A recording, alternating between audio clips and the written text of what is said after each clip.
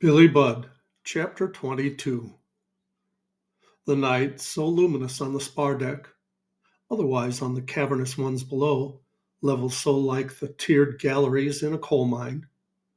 The night so luminous on the spar deck passed away, like the prophet in the chariot disappearing in heaven and dropping his mantle to Elisha.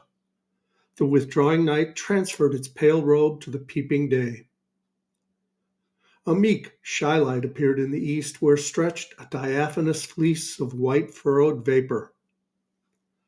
That light slowly waxed. Suddenly, one bell was struck aft, responded to by one louder metallic stroke from forward. It was 4 o'clock in the morning. Instantly, the silver whistles were heard summoning all hands to witness punishment. Up through the great hatchway, rimmed with racks of heavy shot, the watch below came pouring, overspreading with the watch already on deck the space between the mainmast and foremast, including that occupied by the capacious launch and the black booms tiered on either side of it.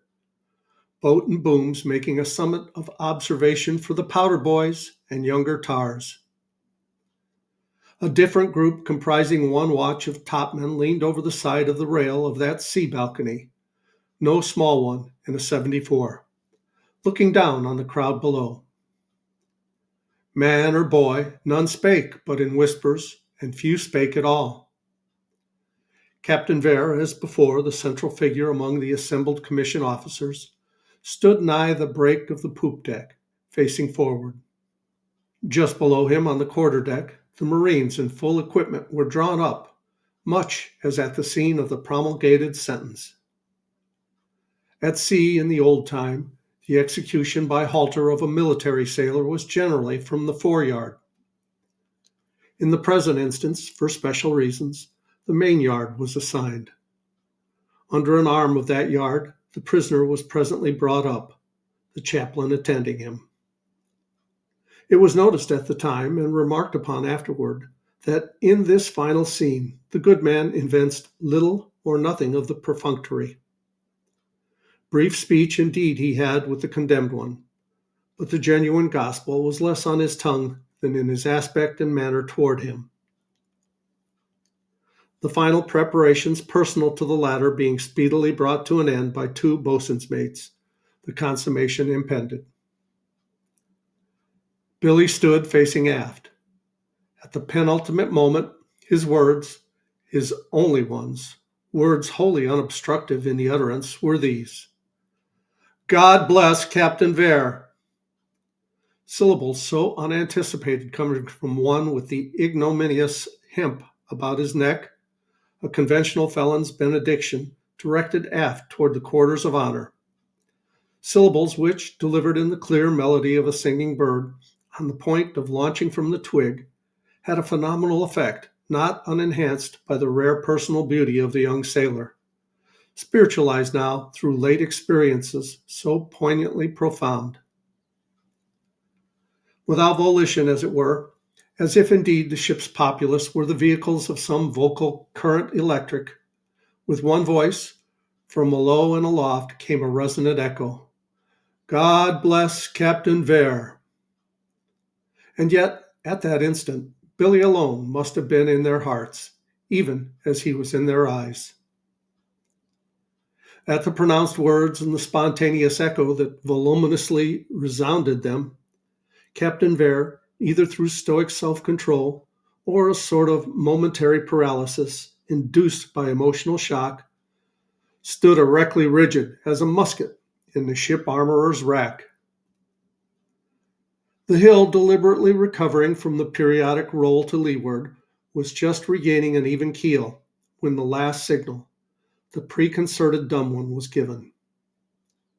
At the same moment, it chanced that the vapory fleece hanging low in the east was shot through with a soft glory, as of the fleece of the Lamb of God, seen in mystical vision, and simultaneously therewith, watched by the wedged mass of upturned faces, Billy ascended. And descending, took the full rose of the dawn. In the pinioned figure, arrived at the yard end, to the wonder of all, no motion was apparent save that created by the slow roll of the hull, in moderate weather so majestic in a great ship heavily cannoned. A digression. When some days afterwards, in reference to the singularity just mentioned, the purser, a rather ruddy, rotund person, more accurate as an accountant than profound as a philosopher, said at mess to the surgeon, "What testimony to the force lodged in willpower?" The latter, spare and tall, one in whom a discreet causticity went along with a manner less genial than polite, replied, "Your pardon, Mr. Purser. In a hanging scientifically conducted and under special orders, I myself directed how Bud's was to be effected. Any movement following the completed suspension and originating in the body suspended, such movement indicates mechanical spasm in the muscular system. Hence, the absence of that is no more attributable to willpower, as you call it, than to horsepower, begging your pardon. But this muscular spasm you speak of, is not that in a degree more or less invariable in these cases?" "Assuredly so, Mr. Purser." "How then, my good sir, do you account for its absence in this instance?" "Mr. Purser, it is clear that your sense of the singularity in this matter equals not mine. You account for it by what you call willpower, a term not yet included in the lexicon of science. For me, I do not with my present knowledge pretend to account for it at all. Even should one assume the hypothesis that at the first touch of the halyards, the action of Bud's heart, intensified by the extraordinary emotion at its climax, abruptly stopped, much like a watch when, in carelessly winding it up, you strain at the finish, thus snapping the chain. Even under that hypothesis, how account for the phenomenon that followed? You admit, then, that the absence of spasmodic movement was phenomenal." "It was phenomenal, Mr. Purser, in the sense that it was an appearance, the cause of which is not immediately to be assigned." "But tell me, my dear sir," pertinaciously continued the other, "was the man's death effected by the halter, or was it a species of euthanasia?" "Euthanasia, Mr. Purser, is something like your willpower. I doubt its authenticity as a scientific term, begging your pardon again. It is at once imaginative and metaphysical, in short, Greek. But," abruptly changing his tone, "there is a case in the sick bay that I do not care to leave to my assistants. Beg your pardon, but excuse me." And rising from the mess, he formally withdrew. Chapter 23. The silence at the moment of execution, and for a moment or two continuing thereafter, but emphasized by the regular wash of sea against the hull, or the flutter of a sail caused by the helmsman's eyes being tempted astray, this emphasized silence was gradually disturbed by a sound not easily to be verbally rendered.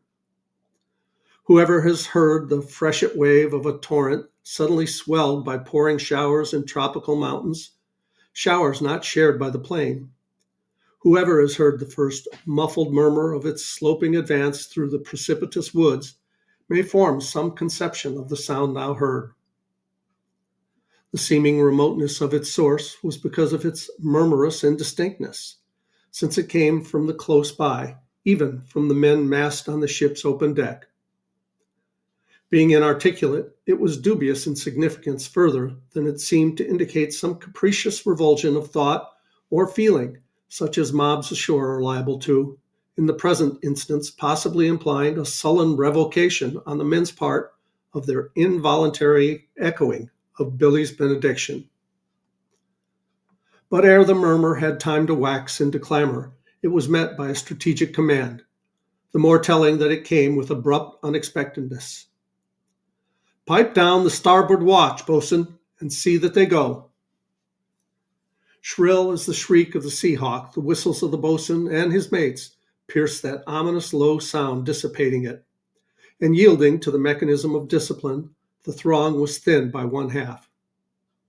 For the remainder, most of them were set to temporary employments connected with trimming the yards and so forth, business readily to be found upon occasion by any officer of the deck.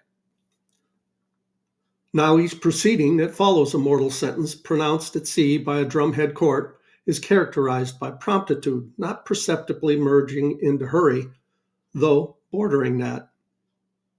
The hammock, the one which had been Billy's bed when alive, having already been ballasted with shot and otherwise prepared to serve for his canvas coffin, the last office of the sea undertakers, the sailmakers' mates, was now speedily completed. When everything was in readiness, a second call for all hands, made necessary by the strategic movement before mentioned, was sounded, and now to witness burial. The details of this closing formality it needs not to give. But when the tilted plank let slide its freight into the sea, a second strange human murmur was heard, blended now with another inarticulate sound proceeding from certain larger seafowl, who, their attention having been attracted by the peculiar commotion in the water resulting from the heavily sloped dive of the shotted hammock into the sea, flew screaming to that spot. So near the hull did they come that the stridor or bony creak of their gaunt, double-jointed pinions were audible.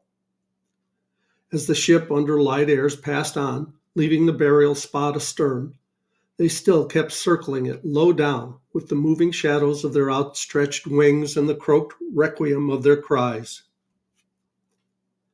Upon sailors as superstitious as those of the age preceding ours, man-of-war's men too, who had just beheld the prodigy of repose in the form suspended in air and now floundering in the deeps, to such mariners the action of the seafowl, though dictated by mere animal greed for prey, was big with no prosaic significance. An uncertain movement began among them, in which some encroachment was made. It was tolerated but for a moment, for suddenly the drum beat to quarters, which familiar sound happening at least twice every day, had upon the present occasion a signal peremptoriness in it. True martial discipline long continued superinduces in average men a sort of impulse of docility, whose operation at the official tone of command much resembles in its promptitude the effect of an instinct. The drum beat dissolved the multitude, distributing most of them along the batteries of the two covered gun decks. There, as wont, the gun crews stood by their respective cannon erect and silent.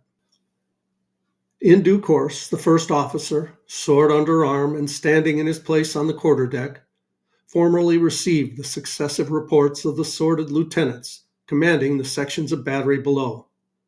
The last of which reports being made, the summed report he delivered with the customary salute to the commander. All this occupied time, which in the present case was the object of beating to quarters at an hour prior to the customary one.